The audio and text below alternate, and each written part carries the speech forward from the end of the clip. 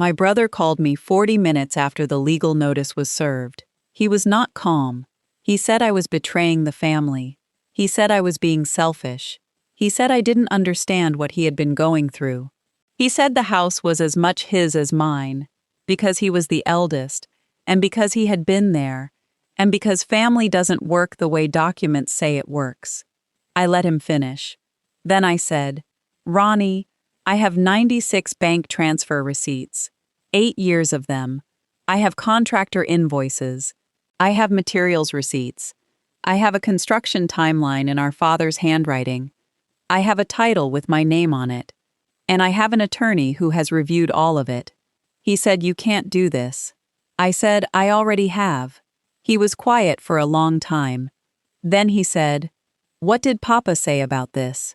I said, "Papa said the records were kept because he trusted they would matter someday." The line went quiet, and I waited, because I had been waiting for this moment for longer than Ronnie knew. Not with anger, with receipts. My name is Grace Reyes. I am 34 years old. I grew up in a rented house in a province in the Philippines, the second of 4 children of Eduardo and Remedios Reyes, who were the best people I have known in my life, and who deserved a great deal better than the house they spent 30 years in, and a great deal better than what my brother did with the one I tried to give them. I left home when I was 26 years old to work in Dubai. Not because I wanted to leave. I want to be clear about that. I did not want to go. I wanted to stay in the province where I had grown up and teach elementary school the way I had been teaching for 3 years and come home every evening to my parents and my younger sisters. But my father had been diagnosed with a degenerative condition in his spine that would eventually make it impossible for him to work. My mother's small neighborhood store was enough for food, but not for anything else. The house we rented from a landlord who had been kind for 20 years was showing signs that his heirs would not be. A cousin in Dubai said, "Come here. The salary is different. You can send money home. You can build something." I said, "I don't want to leave." She said, "I know." I said, "But I will." This is the story of what I built, and what my brother did with it, and what 96 receipts did about that. Stay with me. My father, Eduardo, was a civil engineer by training and a man of extraordinary precision by nature. He checked things twice. He planned for contingencies. He kept records of everything that mattered in a filing system that occupied one shelf of the cabinet in their bedroom. Bills paid, receipts saved, contracts filed, everything dated and labeled and organized in a way that would have made sense to anyone who opened it. He had taught me this habit the way he taught me most things, not through instruction but through example. You watched how he moved through the world, and you understood what he believed was important, and you absorbed it whether you intended to or not. When I was small, he would let me sit beside him at the dining table while he reviewed documents. He never explained what he was doing in the way of adults who want children to learn. He just did it carefully and completely and let me watch. I learned. He loved my mother Remedios completely and without reservation. He loved my brother Ronnie and me and our 2 younger sisters equally, which is what he always said and what I mostly believed, though Ronnie was louder about his needs, and my father was human, and loud needs have a way of getting met first. He was 61 years old, and he used a cane by the time this story reaches its middle. He had been using it for 2 years when I came home. Nobody had told me about the cane. I arrived in Dubai in March, 8 years before the March I am telling you about. I found work as a caregiver for an elderly family through an agency my cousin recommended. The work was hard in the physical way, and in the emotional way, and in the way that comes from being very far from home, in a place where almost nothing is familiar. I learned. I adapted. I sent money home from the 2nd month onward, and I did not miss a single month in 8 years. The amounts changed as my situation improved. In the beginning, it was $300 a month, then $500, when I moved to a better position as a caregiver coordinator at a private hospital. Then 800. Then in the final 3 years, when I had worked into a supervisory role, sometimes more. In 8 years, I sent home the equivalent of $187,000. I kept every receipt, not because I was planning for anything specific, because my father had taught me that the things that matter deserve to be documented. Every month without exception. Send the money, save the receipt, write the amount in the small notebook in my desk drawer. 96 months. 96 receipts. $187,000. One house with a blue gate. The house had been my mother's idea. Not a specific house, just the idea of one. She said it the first time I called home after arriving in Dubai, before I even knew what my salary would settle into. She said it quietly, the way she said things that had been sitting in her for a long time. She said, "Someday, if you can, I would like us to have our own place. Just something we don't have to leave." I said, "I will figure it out, Mama." She said, "Nothing fancy, just ours." My father got involved the way he got involved with everything. He started drawing plans for a house they did not have land for yet, on graph paper, plotting every room with a pencil, revising when he thought of something better, asking my opinion when I called home, as if my opinion was the one that mattered most. The plans were waiting for me when I came home for the holidays, my second year in Dubai. He spread them on the dining table and walked me through every room, the way an architect presents to a client. I looked at the plans, I looked at my father, I looked at the pencil in his hand, which was already showing the slight tremor that would get worse over the coming years. I said, "Let us find the land." We found the land 6 months later. Construction began the following year, and for the next 8 years I sent money home every month without exception, to build a house with a blue gate that my mother had picked from a catalog. My brother Ronnie is 4 years older than me. I need to tell you about him before I tell you what he did. Ronnie was the eldest son in a family where that meant something specific. He had been raised with a particular weight of expectation and a particular latitude when those expectations were not met. He was charming in the way of people who have always been able to make adults like them. Funny. Good at the easy parts of relationships, less good at the sustained difficult parts. He had started several businesses over the years. Each had begun with enthusiasm and ended with explanations about circumstances that were never quite his fault. He had a wife named Jocelyn and 2 children and a rented house in a subdivision an hour from our parents that he complained about regularly. He was not poor. He was not struggling in any way that could not have been addressed with more consistent effort. He simply preferred a better life than his consistent effort was producing. And at some point I was not present for. He had decided that the house I was building was a more efficient solution to this preference than anything he might build himself. I did not know this when I was sending the money. I did not know this when I was working extra shifts for 8 months, because the exchange rate had moved, and I needed to make up the difference. I did not know this when I was missing Christmas for 2 years, because the flight was too expensive, and I was saving every dirham I could. What I did not know, I found out on a Wednesday afternoon in March, standing in the arrivals hall of the airport, with 2 suitcases and 8 years of exhaustion sitting in my bones. My Aunt Carmen was supposed to send my cousin Rowena to pick me up. Instead, she came herself.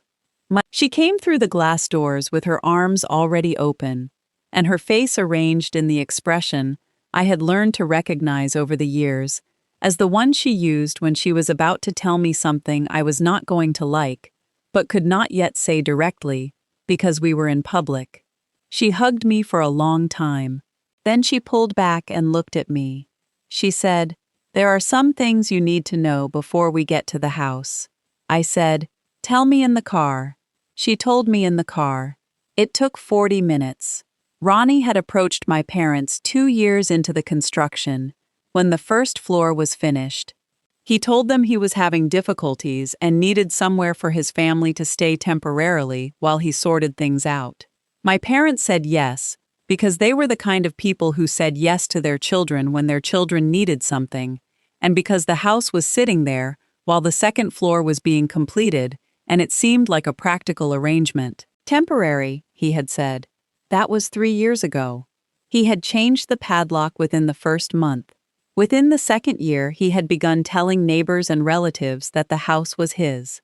His wife Jocelyn had been posting photographs of it on social media for over a year, with captions that made no mention of whose house it actually was. His children were telling their friends it was their house. And then Aunt Carmen told me the part that changed the temperature of everything. She said, he made inquiries at the municipal hall about the title, about whether there was a way to have it transferred to his name.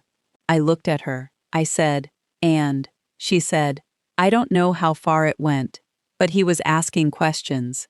He had help from Jocelyn's cousin who works there. I said, who knew about this? She looked at the road. She said, more people than should have. I said, and nobody told me. She did not answer, which was its own answer. By the time she finished, we were parked outside the blue gate of the house I had built. A truck I did not recognize sat in the driveway. The padlock on the gate was not the one I had sent. I sat in the passenger seat and looked at the blue gate my mother had picked from a catalog, and I thought about the folder in my carry-on. 96 receipts, I said. Take me to my parents first. My parents were at my Aunt Louisa's house, which was small and kind and not theirs. When I walked through the door, my mother made a sound I had not heard from her since my father's diagnosis, and came across the room and held me without speaking. My father stood up from the plastic chair he had been sitting in, slower than I remembered. He used a cane now. Nobody had told me about the cane. He looked at me. He said, my daughter. 2 words. That was enough. We sat down together and he told me his version, quieter than my Aunt Carmen's version, and more careful about Ronnie in the way that fathers are careful about their sons, even when their sons have done things that do not deserve the care. He said, I thought it was temporary. I thought he would leave on his own. I said, how long ago did you stop believing that? He looked at his hands. He said, about a year. I said, why didn't you tell me? He said, you were working so hard. I didn't want to add to what you were already carrying. I sat with that. 8 years of extra shifts and missed Christmases, and 96 receipts in a folder. And my father had not told me because he did not want to add to what I was carrying. I looked at him. I said, Papa, you are not a burden. You have never been a burden. He looked at me for a long moment. Then he nodded. Once, slowly. And we sat together in my Aunt Louisa's small living room, while the house I had built sat empty of everything it was supposed to hold. But what I found out that evening after my parents were asleep was worse than anything my Aunt Carmen had told me in the car. And it changed everything about what I was going to do next. I sat with my Aunt Carmen at my Aunt Louisa's kitchen table after everyone else was in bed, and I asked her the question I had been building toward since the airport. I said, how far did the title inquiry actually go? She looked at her hands. She said, there is a document. Ronnie had someone draft a transfer document. It was not filed, but it was prepared. I said, a transfer document with my name on it, without my signature. She said, yes. I sat very still. She said, it never went through, but it exists. I said, do you know where it is?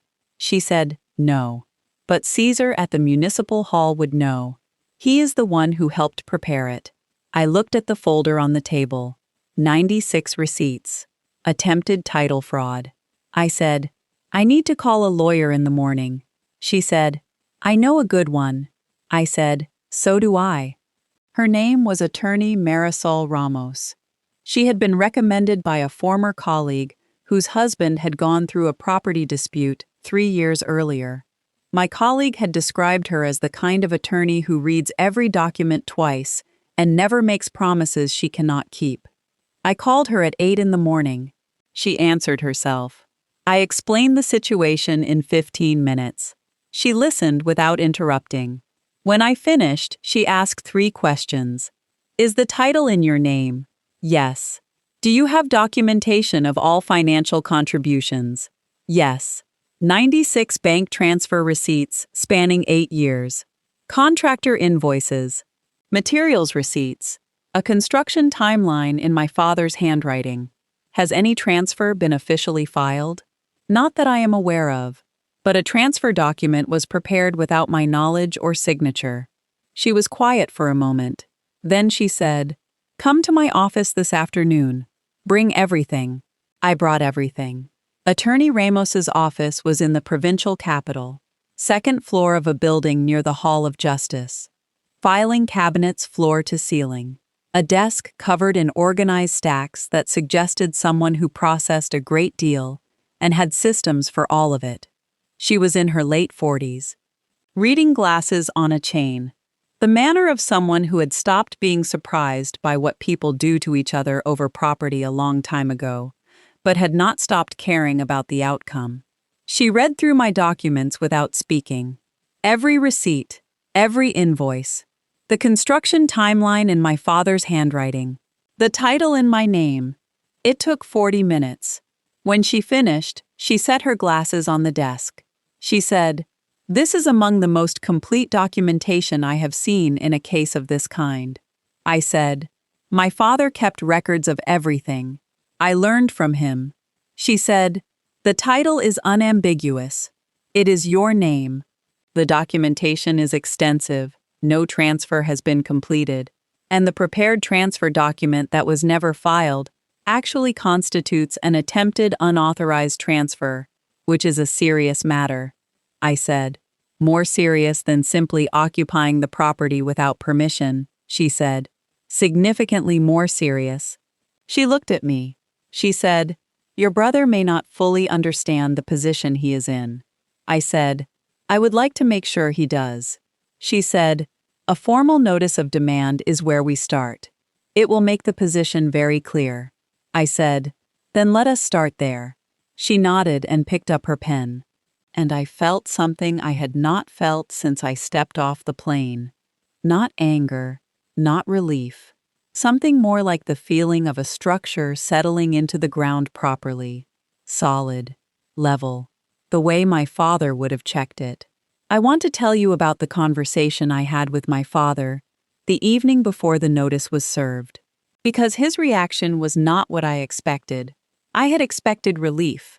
I had expected anger on my behalf. I had expected the quiet vindication of a man who had watched something wrong happen and was now watching it be corrected. What I got was worry. He sat across from me at my Aunt Louisa's kitchen table, and he said, "My daughter, Ronnie is your brother." I said, "I know who Ronnie is, Papa." He said, "Whatever he has done, he is still family." I said, "I know." He said, "I don't want this to destroy everything."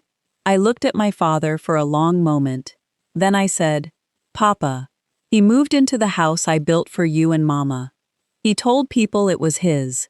He had someone prepare a document to take my name off the title without my knowledge. And you and Mama have been living in someone else's house for 2 years because of him." My father was quiet. I said, "I am not trying to destroy anything. I am trying to get back what belongs to us. What belongs to you." He said, "And if Ronnie fights this?" I said, "He cannot fight it. The receipts are very clear. The title is very clear. And what he did with that transfer document makes his position even weaker." My father looked at his hands on the table. The hands that had held a pencil over graph paper for years, planning a house room by room. The hands that were showing the tremor more clearly now than they had been 8 years ago. He was quiet for a long time. Then he said, "I kept those records because I trusted they would matter someday. I taught you to keep them for the same reason." He looked up at me. He said, "I just didn't know it would be for this." I said, "They matter, Papa. They matter right now." He nodded. "Once, slowly, the same nod as the night before, and I understood that he was not asking me to stop. He was asking me to remember that the person I was fighting was someone he had also loved for 38 years. And that winning this the right way meant carrying that knowledge alongside everything else. I carried it. Attorney Ramos sent the formal notice of demand on a Friday morning, by registered mail to the house, and by personal service through a process server who arrived at the Blue Gate at 9 in the morning. My brother called me 40 minutes later. I have already told you what he said and what I said. But I want to tell you something that happened after the call ended that I have not told you yet. I sat in my Aunt Luisa's bedroom after the call, and I opened the folder on the bed in front of me. 96 receipts. I went through them one by one, not because I needed to, not because I was checking anything, but because I wanted to hold them. Each one represented a month, a salary received, a calculation made, a decision to send rather than spend, a note written in the small notebook in my desk drawer. March, April, May, all the way through. 8 years of months in a brown folder. I thought about the extra shifts, the missed Christmases, the exchange rate that had moved badly one year, and forced me to recalculate everything and work harder for 8 months to make up the difference. I thought about sitting in my apartment in Dubai on the evenings when the distance from home was the heaviest, and opening my laptop and making the transfer, and saving the receipt, and writing the number in the notebook. I thought about my mother saying nothing fancy, just hours. I put the receipts back in the folder. Then I closed it and held it in my lap for a moment. And then I set it down on the bed beside me because I did not need to hold it anymore. It had already done what it needed to do. Ronnie's response came through his lawyer 2 days after the notice was served. He had found a lawyer quickly, which told me he had understood the situation more clearly than his phone call to me had suggested. Attorney Ramos called me after her first exchange with Ronnie's lawyer. She said, "His position is weak, and his lawyer appears to know it. The documentation makes any counter-argument very difficult. The transfer document that was prepared without your signature creates an additional problem for him that his lawyer will have to address carefully." I said, "What is he likely to do?" She said, "Negotiate. He cannot win this cleanly. His best option is to vacate without a court case and minimize the formal record of what he attempted to do." I said, "What do I want?" She said, "That is for you to decide. What do you want?" I thought about it. I said, "I want my parents in their house. I want it formally documented that the property is mine and that he had no right to it. I want him to acknowledge in writing what he did." I said, "I do not need him to go to prison. I need him to leave and to sign something that makes the truth clear." Attorney Ramos said, "That is achievable." I said, "Then let us achieve it." The negotiation took 6 weeks. I will give you the shape of it rather than every exchange. Ronnie's position weakened with each passing week as Attorney Ramos presented the documentation in detail. The receipts, the invoices, the title, the prepared transfer document, each element made the next argument harder to sustain. By week 4, Ronnie's lawyer had stopped arguing about ownership and had begun asking about timeline. By week 5, the conversation had shifted entirely to terms of departure. By week 6, it was done. Ronnie and Jocelyn vacated the house on a Saturday morning. They moved into a rental in the same subdivision where they had lived before, which told me the financial difficulties he had described 3 years earlier had either resolved or had never been quite what he claimed. There was no court case. There was a formal written acknowledgement signed by Ronnie and witnessed by Attorney Ramos. The property belonged to me. He had occupied it without authorization. He would make no further claims to it. The prepared transfer document that had never been filed was formally voided, and the record of its existence was preserved in Attorney Ramos's files. It was not an apology. I had not asked for one. But it was clear. It was documented. It was in a file, alongside everything else. My father would have approved of that. My parents moved into the house on a Saturday in April. I was there. The blue gate was open. The garden my father had planned on graph paper was overgrown from 3 years of people who had not cared for it the way he would have. But the layout was still there. The places where the fruit trees were supposed to go. The path he had drawn between them. My mother walked through every room. She touched the walls. She opened the kitchen cabinets one by one. She stood in the doorway of the bedroom that had been planned for her and my father, and she was very still for a long time. Then she turned around, and she said, "It is exactly what I asked for." I said, "Just something that is ours." She said, "Yes, just that." She put her arms around me, and I let her hold me, and I did not say anything, because there was nothing to say that was more complete than what she had already said. My father walked out to the garden, slowly, with the cane. He stood at the edge of the space he had planned for years, and looked at the overgrown ground with the eyes of a man who is calculating rather than despairing. He turned back to me. He said, "The guava tree." He did not water it. I looked where he was pointing. The guava tree was still there, smaller than it should have been, dry around the base, struggling, but still there. I said, "We can save it." He looked at me. He said, "Yes, I think we can." And he turned back to the garden, with the look he always had when he was beginning to plan. Ronnie and I have not spoken since the phone call, the day the notice was served. I do not think it will stay this way forever. We have the same parents, the same childhood, the same memory of the dining table, where my father spread out the graph paper plans and walked us through every room with a pencil. What he did was wrong, not complicated, not understandable given family circumstances. Wrong. He lived in my house for 3 years. He told people it was his. He had someone prepare documents to take my name off the title. He let my parents live in someone else's house rather than leaving. I do not have language for that yet that feels fully complete, but I know that language is not what matters right now. What matters right now is my parents in the house, my father in the garden with his cane and his plans, the guava tree that is still there. Everything else can wait. I extended my contract in Dubai by 6 months, not because I wanted to stay, because the house still needed things. The garden needed replanting. The second-floor bathroom needed a repair the previous occupants had ignored. The small neighborhood store my mother had always wanted to open at the front of the property needed to be set up the way she had always imagined it. I sent money home for 6 more months, kept every receipt. My father called me every Sunday morning. We talked about the garden, what had been planted, what was growing, what the guava tree was doing. My mother called on Tuesday evenings. She talked about the neighbors who had been welcoming in the way of people who had always known the situation was wrong and were relieved it had been corrected. She talked about the store, the customers who had started coming, the way the afternoon light came through the front window at a particular angle she had not expected and which she loved.